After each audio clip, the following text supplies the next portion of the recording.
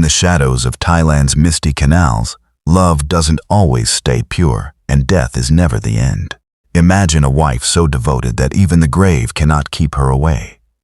Tonight we enter the world of Mae Nak Phra Khanong, a spirit born from a love so powerful, it turned protective devotion into deadly obsession. This isn't a story of romance, it's a nightmare that has haunted Thailand for over a century. Her smile hides rage, her embrace hides death. And as you listen, remember, the ones we love most may sometimes be the most dangerous. Stay close, stay quiet, and step carefully into this tale. For once you see Mae Nak's world, nothing will feel safe in the moonlit canals again. Phra Khanong, a quiet village along the banks of a winding canal just outside Bangkok, thrived under the humid Thai sun. Wooden stilt houses lined the waterways. Fishermen paddled silently through the morning fog, and children laughed along the riverbanks. It was the mid-1800s during King Rama IV's reign, a period of peace punctuated by brief turmoil. Here lived Nak, a young woman whose beauty was matched only by her devotion. Her long black hair framed her gentle eyes, and her heart overflowed with love for her husband, Mak. Together, they worked the land, shared evening meals, and dreamed of the future. Every day seemed ordinary, calm, and safe, until the drums of war began echoing across the kingdom. It was a peace that would not last, a calm that would shatter into tragedy and open a door no living soul could close. When the army came, Mak had no choice but to leave.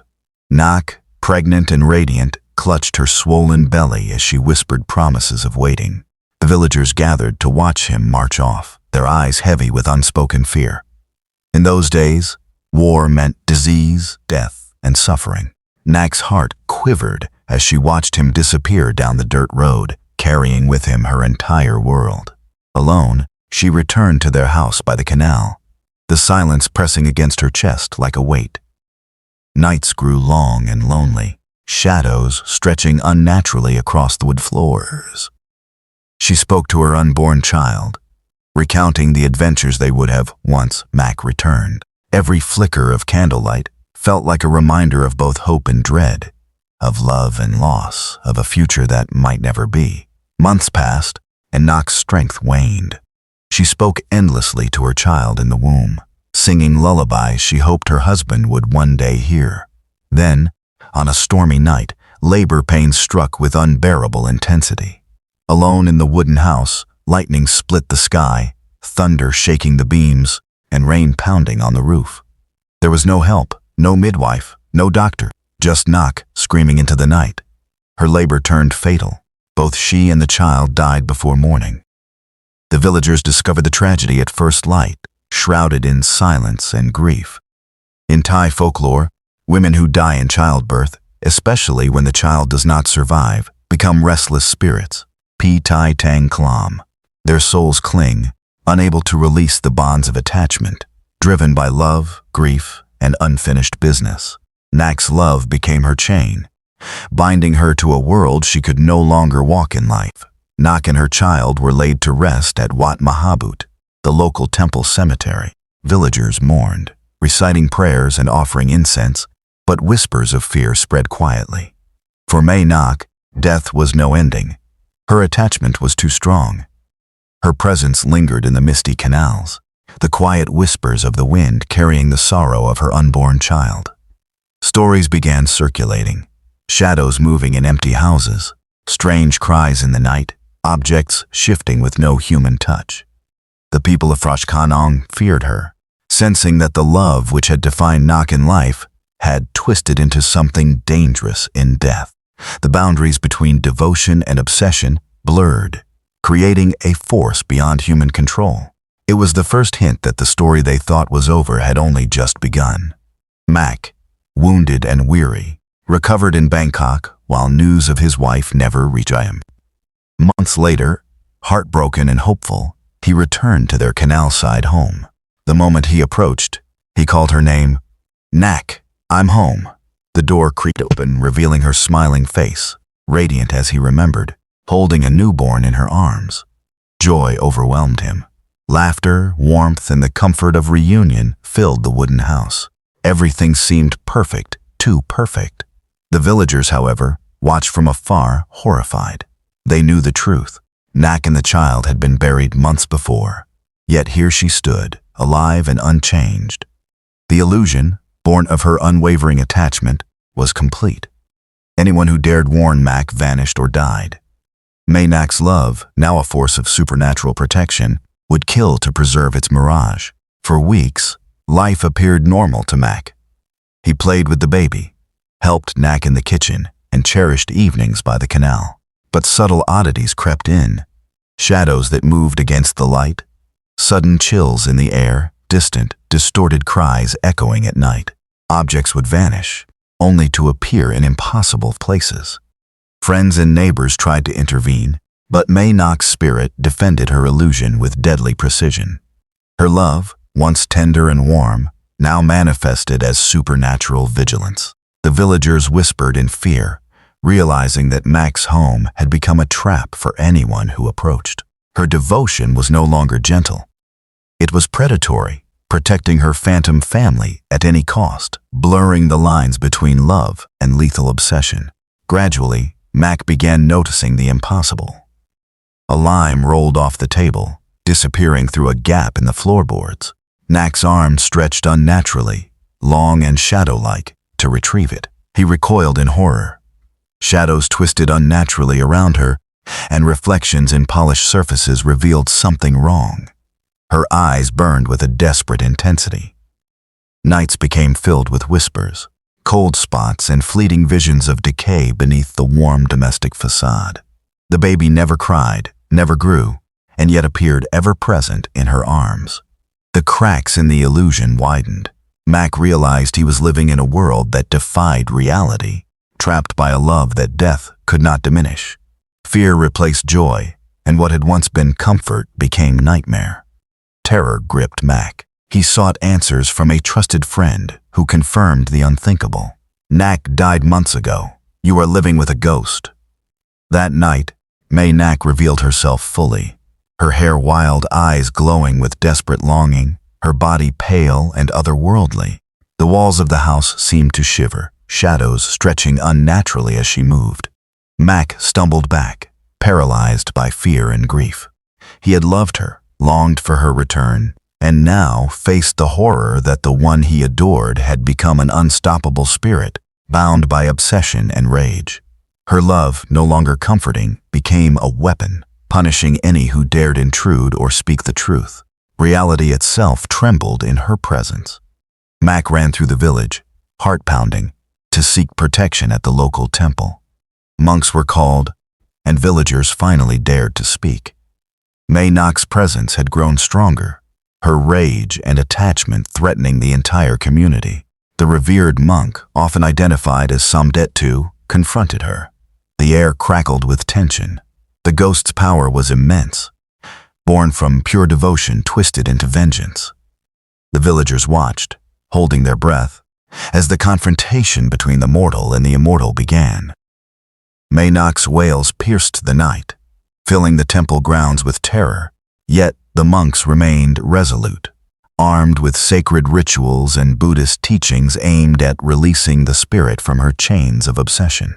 After the terrifying events that gripped Phra Khanong, the villagers and Mak turned to the local temple for help, seeking protection against a force far beyond human understanding. Mae Nak's presence had grown overwhelming. Her love, once tender and devoted, had transformed into a relentless, vengeful power that haunted every corner of the wooden house, every ripple of the canal, and even the dreams of those who lived nearby. The monks, armed with prayers, sacred chants, and powerful amulets, confronted her. In some accounts, the revered Samdettu personally faced the spirit, using ritual and meditation to calm her fury. In others, he trapped her essence within a small piece of her forehead bone, fashioning an amulet that held her restless spirit in a contained form. The energy in the village shifted as the ritual progressed, tension thick in the humid air, shadows twisting unnaturally, as if the very walls were alive with her power. In these long hours, the monks reasoned with Mae Nak, speaking to the spirit as one would a grieving widow.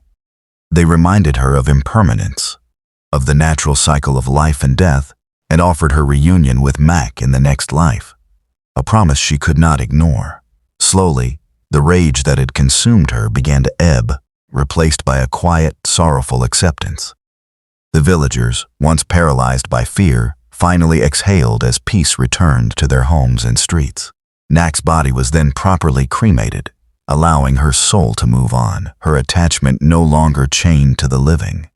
What had terrorized the canal and haunted Make's nights for months faded into the shadowed corners of memory, transforming from a terrifying reality into legend. Stories of Mae Nak spread throughout the kingdom, evolving with each retelling, yet always carrying the same warning. Unchecked attachment and devotion can become a force no one can resist, even beyond the grave. Though the canal and village returned to relative calm, her shadow lingered in the minds of the villagers. Her story became a lesson in love, loss, and the thin veil separating life from death, a tale that would ripple through generations and eventually reach people far beyond Thailand, a haunting reminder that sometimes love itself can be more terrifying than death. Even today, the legend of Mae Nak continues to hold sway over the canals and streets of Bangkok. In Suan Luang district, not far from where the old Mae Khanong village once stood, a small shrine marks the place where people honor her spirit. It is quiet yet alive, a paradoxical space where fear and reverence intertwine. Visitors approach with careful respect, leaving offerings of flowers, incense, and even lottery tickets, hoping to gain her blessings for love, protection, or good fortune. Each gift, each whispered prayer, is a silent acknowledgement of her enduring presence. Locals and tourists alike speak her name softly, as if to avoid drawing her wrath, while others leave notes of gratitude or plead for guidance in matters of the heart. Mae Nak's influence stretches beyond superstition into the fabric of Thai culture. Her story is told and retold in folklore, theater, movies, and television series, each adaptation emphasizing the terrifying power of attachment and the tragedy of love untamed by mortality. Children hear the tale whispered in caution, while adults understand it as a warning. Devotion without limits can transform even the kindest love into something dangerous, something that lingers long after death. Visitors to the shrine sometimes claim to feel her presence, a subtle brush of wind, a faint laugh, or a sudden chill, reminding all who dare enter that Mae Nak's spirit is never truly gone. But she is not merely a haunting, she has also become a protector. Couples pray for her favor, families ask for safety, and those who live near the canals leave small offerings in hope of her watchful care. Mae Nak exists in a delicate balance, simultaneously a source of fear and a symbol of enduring love. Her legend bridges life and death, showing how the emotions that define us in life can echo beyond the grave, shaping culture, belief, and imagination. The shrine stands as a testament to the haunting power of attachment and the strength of love that defies the natural order. Mae Nak remains, in stories and in spirit, a warning and a guide, a ghost who loved too much, yet left a mark that will never fade. In the quiet corners of Bangkok, her presence lingers in the mist, in the shadows, and in the hearts of those who remember. Mae Nak's story is more than a ghost tale. It is a reflection on the nature of love, loss, and the fragile boundary between devotion and obsession. Across generations, her legend has endured, whispered along the misty canals of Thailand, retold in villages and bustling city streets alike. For some, she is a tragic figure, a wife whose love was so pure, so unyielding that even death could not separate her from her husband. For others, she is a terrifying force, a spirit whose attachment turned deadly, punishing anyone who dared to challenge her illusion of family and home. In her story, the lines between romantic longing and relentless obsession blur, leaving both fear and sympathy in equal measure. The villagers of Phra Khanong lived in the shadow of her devotion. Their warnings, once ignored by Mac, became haunting lessons for those who came after. That love can linger beyond death, but it may not always be kind. The very environment that once felt safe, the canals, the wooden houses, the quiet streets at dusk, became vessels for her presence. Shadows twisting unnaturally in moonlight, doors that creaked with no one there, the faint cries of a baby that should not exist. All reminders that Mae Nak's story is not confined to the past. She continues to watch, silently, in folklore, film, and the minds of those who dare to remember her. Today, people still visit her shrine in Bangkok, leaving incense, flowers, and even lottery tickets, seeking protection, blessings, or a touch of her legendary devotion. These rituals speak to the duality of her existence, both feared and revered.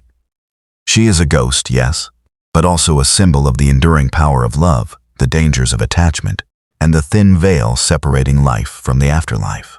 So, as we close tonight's tale, ask yourself, is Mae Nak merely a cautionary ghost story? Or is she something more? A reminder that love, if left unchecked, can transform into a force beyond understanding, capable of transcending even death itself. If you want more spine-chilling stories from Asia, accounts of restless spirits, or full narrated compilations of folklore nightmares, drop your requests in the comments. Like, subscribe, and share this with someone who isn't afraid of the shadows. Sweet dreams, or don't. Mae Nak is still out there, watching, waiting, and the misty canals of Thailand will never truly be empty. If you survived Mae Nak's story, check out more haunted tales in our playlist. Tap subscribe to join the Taka Tales family and explore the shadows with us every week. Previous videos, full compilations, and folklore nightmares await, because in our world, the dead are never truly gone.